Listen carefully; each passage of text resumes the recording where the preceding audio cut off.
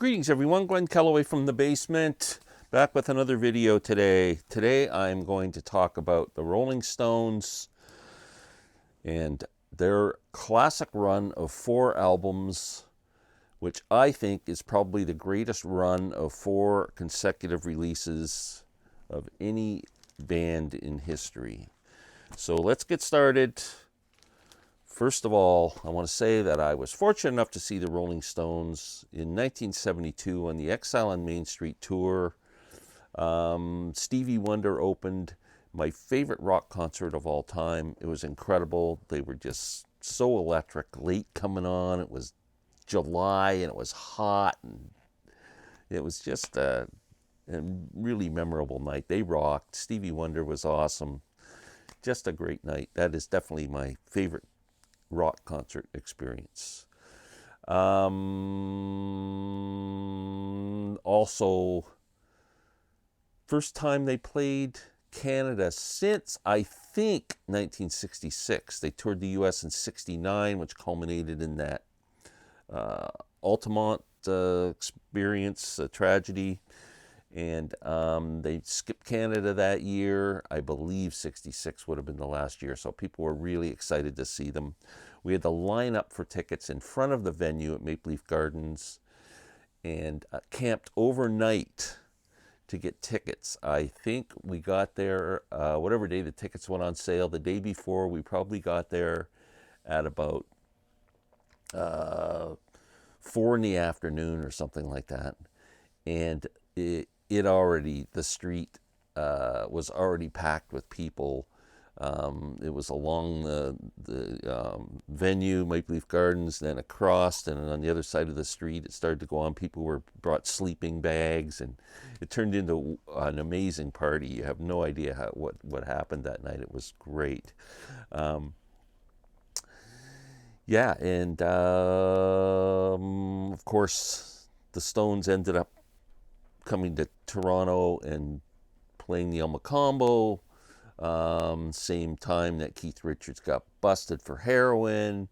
The Stones were hanging out caused all this controversy, hanging out with the Prime Minister's wife. It was the Stones have quite a history in Toronto. Anyway, let's get started on the albums. Beggars Banquet.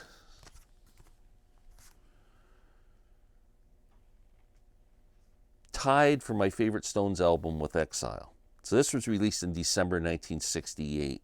It's the last album released during Brian Jones's lifetime. He would appear on 2 tracks on Let It Bleed, so it's not necessarily his last. This is there's a slip-on cover with the album cover the way it was released in Canada, at least. I'm not sure about probably all of North America. This was the original album cover that was banned. Believe it, in 2025 we're looking at album covers banned because it's got a toilet on it. Man, it's crazy. The world has changed, and not for the better. I love this album. It is just amazing. It's, I would say, on the acoustic side, obviously, Sympathy for the Devil, which starts off with that great percussion and has a great guitar break.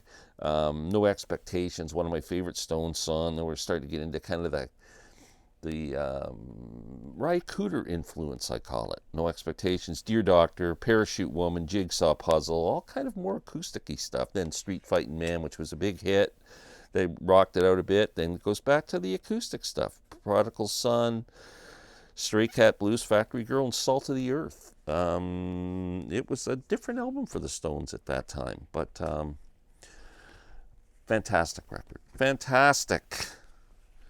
They follow that up in November of 1969 with Let It Bleed, which would feature 2 songs that Brian Jones was on. Now, Brian Jones was a great musician. He could play guitar and harmonica, and he was, early on in the Stones, he was the guy. But he's relegated to percussion on Midnight Rambler and auto harp on You Got the Silver. That's it. Brian's done. Mick Taylor. Enter Mick Taylor. Amazing how many people played on this album that I wasn't aware of. I knew Ry Cooder was very influential at the time, and he played mandolin on this album. But Leon Russell played on this album. Byron Berline, if you're into country rock, played fiddle on this album. Al Cooper played on this album.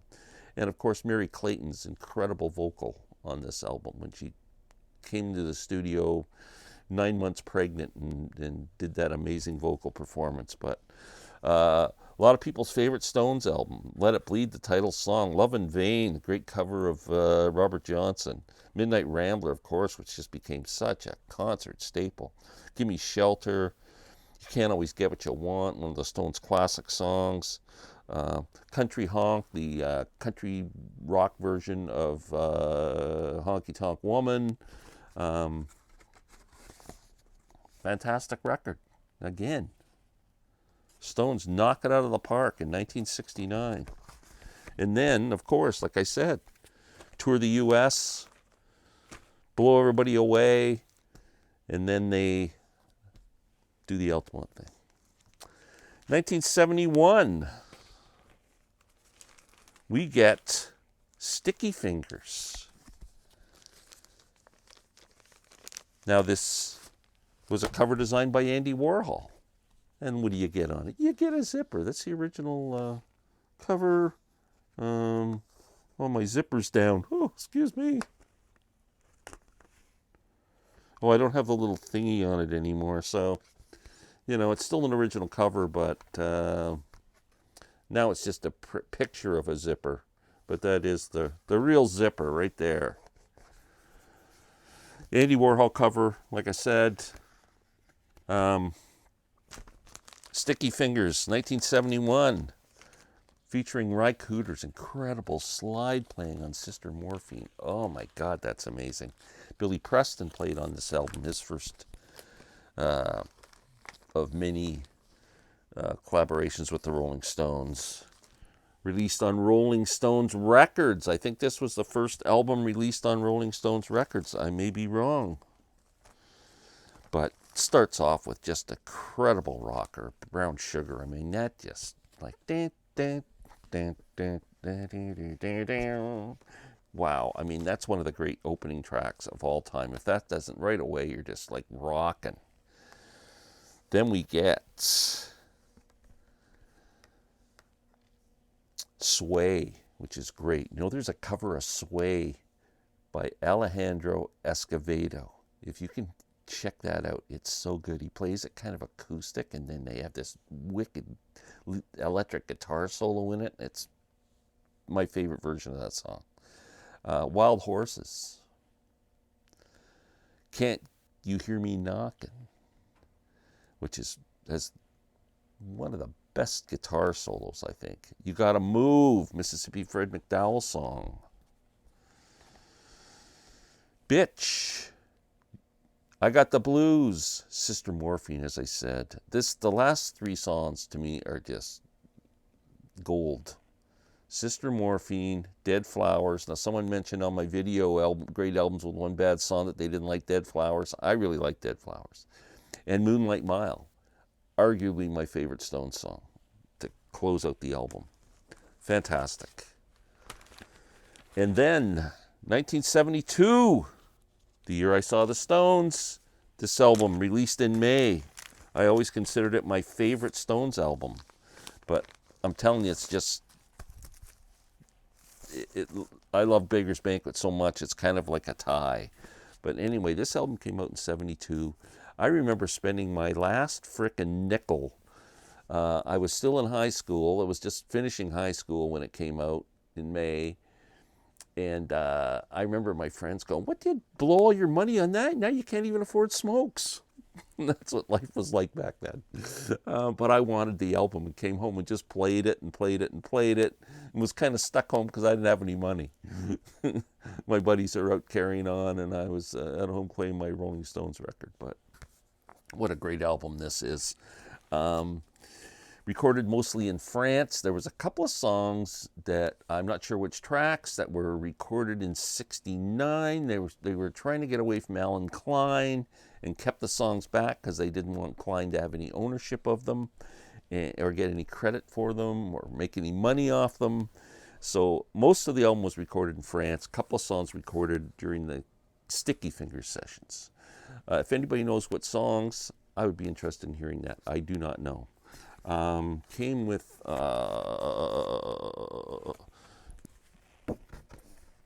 big fold-out cover, gatefold, and the albums in these fantastic inserts.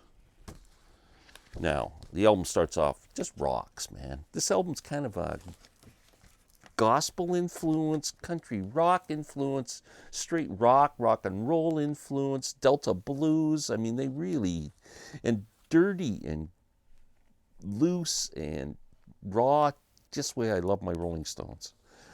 Rocks Off, great start. Then Rip This Joint, just one of the great rock songs. Oh man, that was good, with Bobby Keys playing that great solo.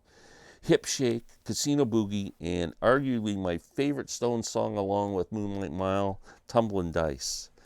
Then we get Sweet Virginia, where you gotta scrape that right off your shoes. Torn and Frayed, Black Angel, Lovin' Cup. Oh my God. Happy. Now I mentioned Exile as an album that was perfect except for one song. Happy. I've never been a big fan of Happy. I listened to it, but it's not my favorite Keith Richards song. Turd on the Run, Ventilator Blues, I Just Want to See His Face, and Let It Loose. Next 4 song, great rocker, All Down the Line, Stop Breaking Down. Widespread Panic does a really good live version of Stop Breaking Down. Shine a Light and Soul Survivor. Great frickin' album, again on Rolling Stones Records. I say those 4 albums are the greatest run of studio albums in the history of rock music. If anybody has 4 others they think can match that, let me know what they are. Thank you for watching. And, oh, one more thing. I have started a YouTube membership. There's a button now below the video that says join. You can become a member of the Glenn Calloway from the Basement YouTube channel by pushing the join button. It will cost you. So don't join if you don't want to spend any money. $7.49 in Canadian funds, which in American money is probably about 50 cents. With that, if I get any members, I will be doing private videos for members only. And it says something about badges on there.